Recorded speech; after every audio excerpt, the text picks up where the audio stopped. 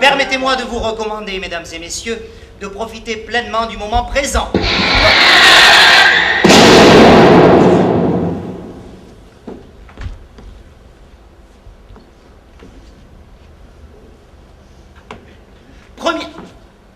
Premièrement, parce qu'ici vous êtes en relative sécurité. Oui, nous sommes dans une sorte de no man's land et je suis sûr que ni les uns ni les autres n'oseront s'y aventurer. Ici, la terre est aride, l'eau est rare, et ces barbares se contentent de s'envoyer de grands vols d'obus d'une colline à l'autre. Comme nous nous trouvons juste au milieu, je ne vois que deux possibilités pour nous mettre en danger. Soit deux obus ennemis se percutent au-dessus de nos têtes et piquent rageusement vers nos corps sans défense, soit un obus défectueux décide soudainement d'arrêter son orbe gracieuse dans le ciel pour s'écraser comme une... Enfin bref, pour s'écraser au beau milieu de mes tréteaux. Il nous faudrait beaucoup de malchance, vous en conviendrez, mais cela peut nous arriver. Nous sommes prévenus, et sachant qu'un homme averti en vaut deux, nous y gagnons tous, car moi, je double mon public, et vous verrez 2 fois plus d'êtres fabuleux fouler ces planches. Je plaisante bien sûr. Pour l'homme averti qui en vaut deux. Pas pour les obus.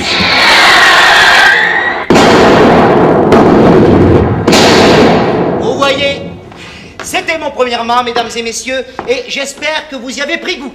Musique. Merci. Pour la musique, chers amis, je peux vous appeler chers amis, n'est-ce pas? Oui. Pour la musique, elle est enregistrée. Hélas, j'avais un orchestre de tout premier ordre. Mais ces fous sanguinaires me les ont tués les uns après les autres. Alors les uns tués par les autres tués par les uns. Ah, les temps sont durs. Oh, heureusement, il me reste un vieux technicien et une bande de son de l'époque de ma splendeur.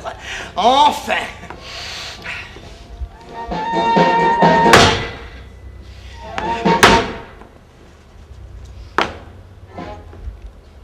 Deuxièmement, parce que le prix dont vous vous êtes acquitté pour pénétrer dans mon établissement est la première vraie plaisanterie dont j'ai été témoin depuis des semaines.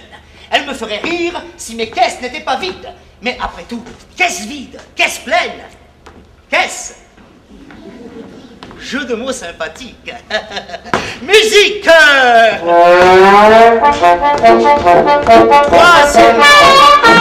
Troisièmement, parce que vous allez avoir le plaisir de découvrir le merveilleux, l'inimitable, l'illimité palais des 5 sens. Le palais des 5 sens et ses 1000 questions. Le palais des 5 sens et ses 1000 interrogations. Le palais des 5 sens et ses 31 réponses. Et oui, je suis plus doué pour les questions que pour les réponses, mais je cherche. Ici, cher public, nous n'hésiterons pas à vous faire découvrir tout ce que l'homme peut voir, goûter, sentir, toucher, entendre de par le vaste monde. Ici, vous verrez l'homme à 2 têtes, la femme à barbe et le bout de vos illusions.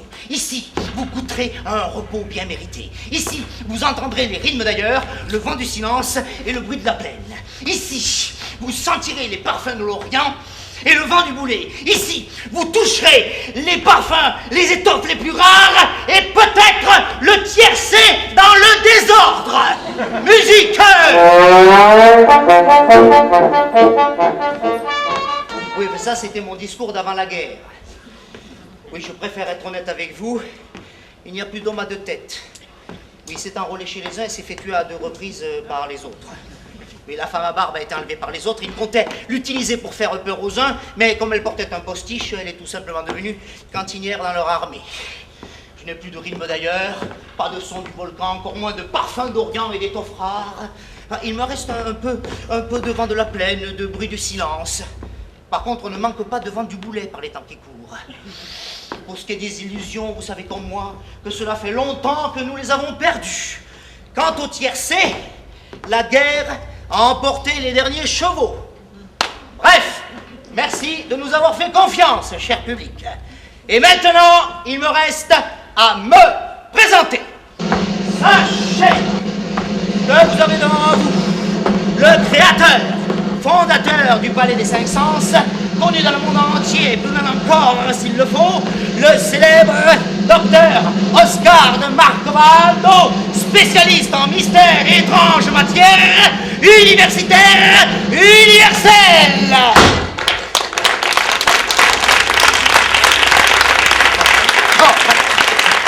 Restons humbles et appelez-moi tout simplement cher maître. Que la soirée commence. Musique!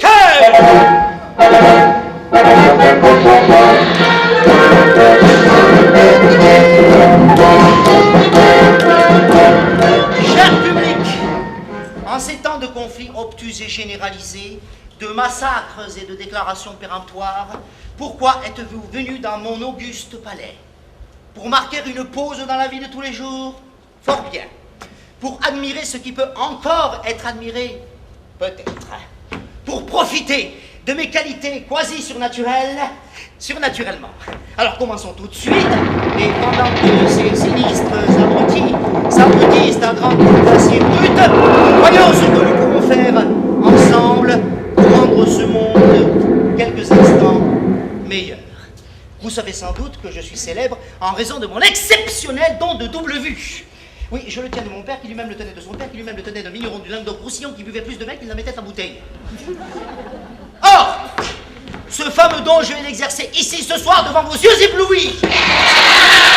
Si ces crétins m'en laissent le temps. Alors, entrons dans le vif du sujet et voyons s'il y a dans l'aimable assistance une personne qui aurait un problème à soumettre à ma proverbiale sagacité. Alors, n'hésitez pas, cher public, la consultation est gratuite. Elle est comprise dans le ridicule prix du billet. Ce qui ne doit pas vous empêcher, je le précise, de faire honneur au chapeau que mon vieux technicien ne manquera pas de vous tendre à la sortie. Alors, pas de volontaire. Oh, joie! Un doigt fin à l'horizon de vos visages, suivi d'une main féminine, oh, qui précède un bras. Oh, que je devine sensuel. Levez-vous, mademoiselle, levez-vous, madame, qui que vous soyez, et venez me rejoindre sur ces tréteaux. Oh, oh, ciel! C'est bien ce que j'espérais. Mesdames et messieurs, le bras est suivi d'épaules. Rondes et suaves à souhait, les épaules amènent tout naturellement le regard à une poitrine que je devine douce et palpitante. Alors dépêchez-vous de monter, mon petit, ces cinglés deviennent dangereux.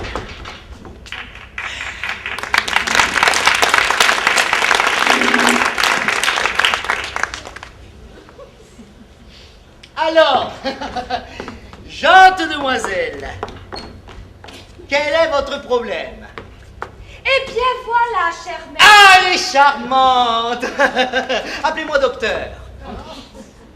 J'ai un gros problème, docteur. Ah, elle est délicieuse. Appelez-moi monsieur de Marcovaldo.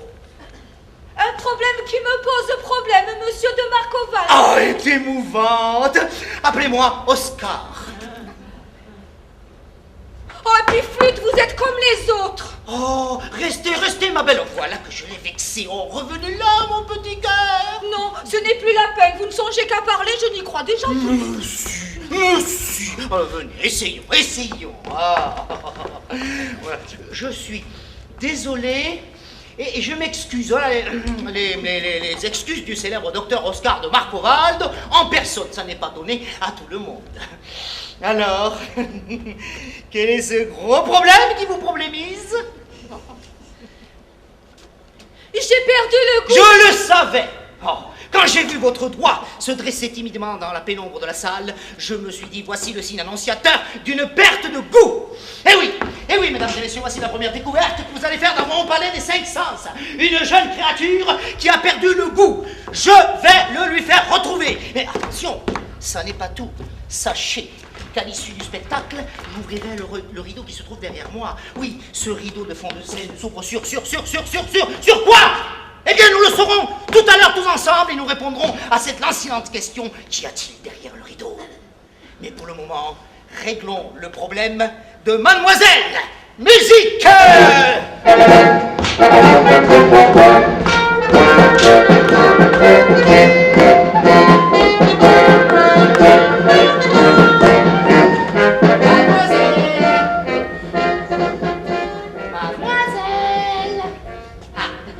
Veuillez vous mettre face à moi et me présenter votre délicate pomme. Je n'en ai pas sur moi, je n'aime pas trop le goût de la pomme, je préfère la framboise. Oh, elle est délicieuse. Oh, désolé pour la méprise, jolie plante. Peut-être mon accent en est-il cause. Oui, je suis un homme du Sud. Du Sud. Du Grand Sud, donc. Et sans doute, ma pomme ressemble-t-elle à l'autre pomme? Mais tendez-moi donc ce que vous avez, nous ferons avec.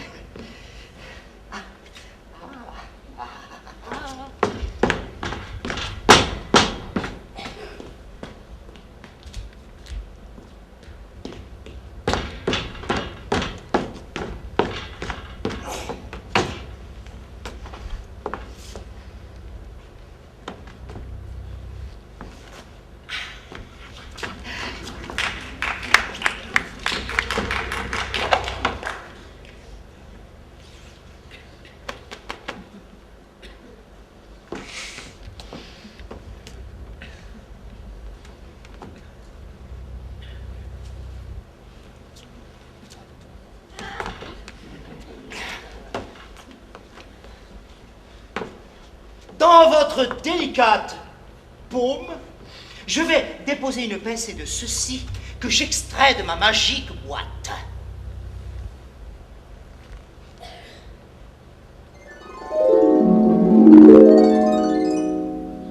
Bien. Portez la paume de votre main à votre bouche. Parfait. Goûtez. Goûtez. Que ressentez-vous? Je sens le goût d'une vague au bout de ma langue. Le goût d'une larme.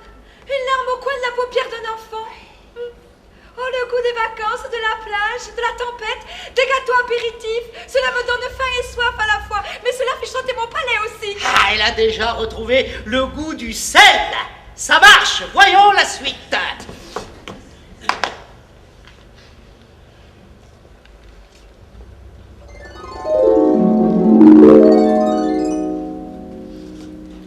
Maintenant, c'est le feu. Oh, la joie de vivre aussi. Un repas entre amis, des grillades, un grand verre de rosé frais sur cette nouvelle saveur. Et une femme rousse qui danse dans le soir. Et un cheval noir qui fait jaillir le donnétan. Et un vol de canards sauvages. Ah, le poivre. Ah, ah, continuons.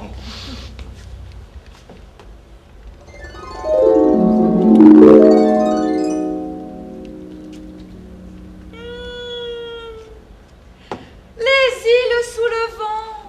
Robinson Crusoe.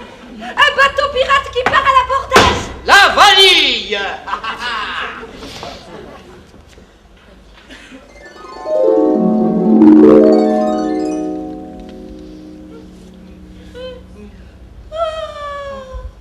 Un bol fumant sur la table du petit déjeuner.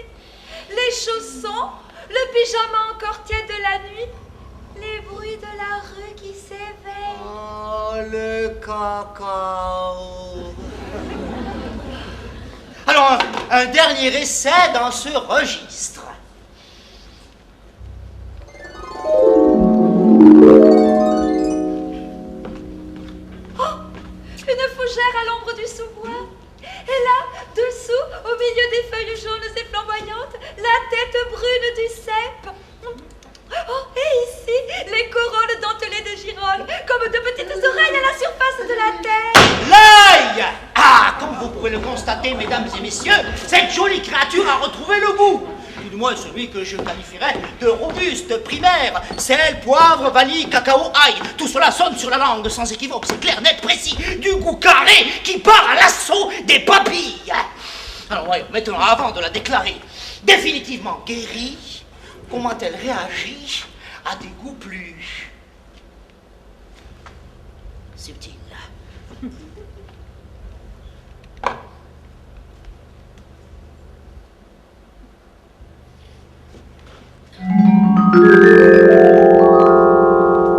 Oh là là! Le doux cuir d'une limousine neuve, les portiers d'un grand hôtel, une plage privée au sable blanc. Le goût du luxe.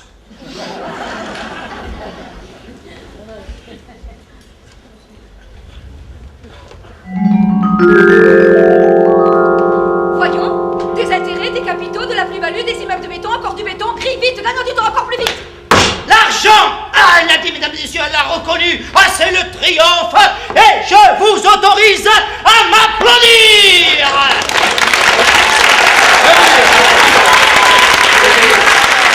N'ayons pas peur des mots. Je réalise devant vous, sans trucage et sans filet, un exploit dont je ne suis pas peu fier. Alors maintenant, pour conclure, les deux goûts les plus difficiles à identifier, les deux extrêmes. Lançons-nous et prions pour que la réussite soit totale. Action!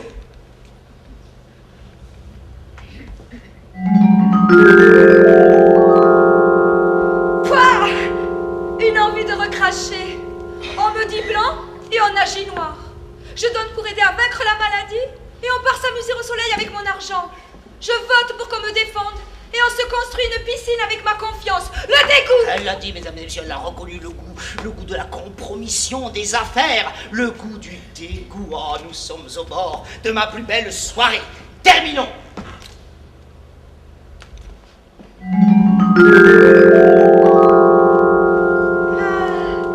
Cela va mieux. Je mets quelques fleurs sur la table. J'harmonise les couleurs des serviettes avec celles de la nappe. J'écoute les autres. La tolérance, la mesure, l'équité. Autant, je laisse le temps. Oh, le bon goût! Oh, mesdames et messieurs, ne voilà-t-il pas du beau travail? Mademoiselle! Mademoiselle! Hein? Vous êtes encore là, monsieur de Marcoval? Ah, plus que jamais, jolie plante, plus que jamais. Et j'ai le plaisir de vous faire connaître que grâce à mes modestes services, vous avez retrouvé le goût. Oh, c'est vous qui le dites. Non, c'est votre langue. Ce sont vos papilles gustatives qui ont identifié avec une sûreté remarquable pas moins de 9 goûts différents. Mais tous vos discours n'y pourront rien, docteur. J'ai perdu le goût, voilà tout. Et c'est même pire qu'avant. Mais c'est que vous devenez agaçante, ma petite, puisque je vous dis que devant cette honorable assemblée, vous avez successivement reconnu le goût du sel, Je l'ai toujours eu. du poivre, Oh, mais pareil. de la vanille, du cacao, de l'ail, Bien sûr, et je reconnu de même le curry, la cannelle, le sucre. le luxe, l'argent. Sans problème, tout comme le goût de l'effort ou celui des mathématiques, que je n'ai pas d'ailleurs. Mais alors, nom d'un chien, qu'est-ce que vous avez voulu dire en venant pleurer sur ces tréteaux à propos de votre perte de goût? C'est parce que vous parlez trop, mon cher Oscar. Oui, et que vous n'êtes pas attentif aux autres. Ou que votre don de double vue s'est émoussé. Ou qu'il y faut quelques gorgées de vin de vos ancêtres pour revenir. Je vous en prie. Bref, vous auriez dû comprendre que j'avais en effet perdu le goût, cher maître. Le goût, tout simplement, de vivre.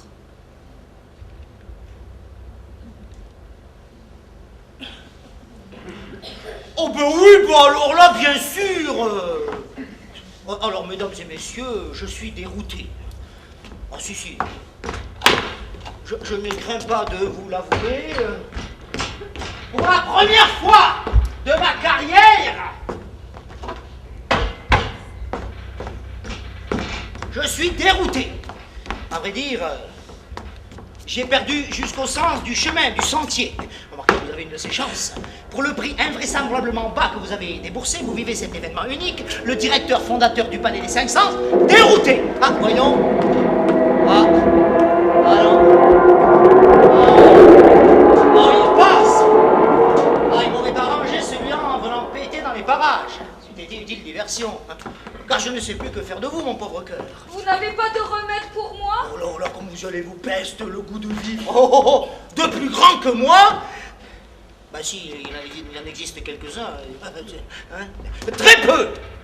De plus grands que moi s'ils sont cassés les dents. Oh, c'est que c'est compliqué, ça, terrain sensible, miné. J'espérais pourtant. Je sais, mais là, vraiment, malgré ma gloire internationale, c'est vraiment le seul goût pour lequel je ne puisse rien faire. Oh, je suis embêté, mademoiselle.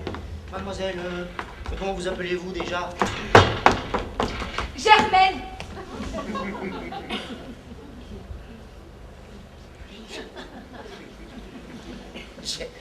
Germaine, vous plaisantez? Non, Germaine. Qu'a-t-il d'étonnant à ça? Attendez, c'est impossible. Vous ne pouvez pas vous appeler Germaine.